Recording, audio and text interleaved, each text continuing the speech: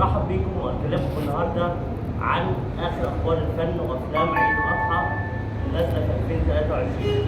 اول فيلم معانا فيلم شمالين بطولة آسر ياسين وأمينة خليل من تأليف المؤلف الشاطر جدا عمرو السلامة، مؤلف تأليف وإخراج عمرو السلامة. بعد كده معانا فيلم مستر إكس بطولة أحمد فهمي من إخراج أحمد عبد الوهاب، سيناريو وحوار أحمد عبد الوهاب. بعد كده معانا فيلم السر واحتمال يتأجل لاحتفالات أكتوبر 2023. بعد كده فيلم البعبع لنجيب كرارة. البعبع ده فيلم تأليف هادي سرحان وإخراج حسين المنباوي. بعد كده معانا فيلم تاج بطولة تامر حسني. بعد كده معانا فيلم أبو النسب بطولة محمد إمام، ماجد الكدواني، ياسمين صبري، تأليف أيمن وتار وإخراج رامي إمام، وهيبقى أقوى أفلام موسم 2023. بعد كده معانا فيلم الجواهرجي بطولة محمد هنيدي، ويا رب تبقى الكومباك بتاعت عودة هنيدي في الفيلم ده، بطولة محمد هنيدي ومنى زكي.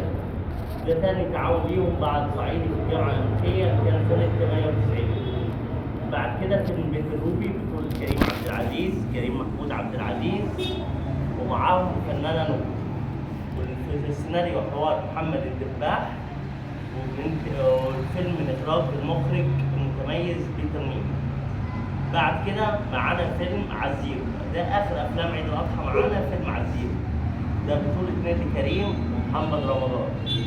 الفيلم تأليف مدحت العدل، إخراج منذ العدل، بتدور أحداث في إطار اجتماعي درامي عن محمد رمضان اللي بيحاول يعالج ابنه بكل الطرق المشروعة والغير مشروعة، وهيبقى تغيير جلد محمد رمضان في الفيلم ده.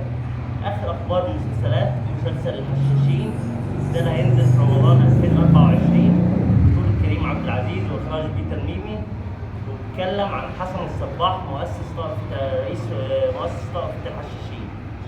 في مسلسل جديد بطولة محمد رمضان ومحمد سامي في رمضان 2024.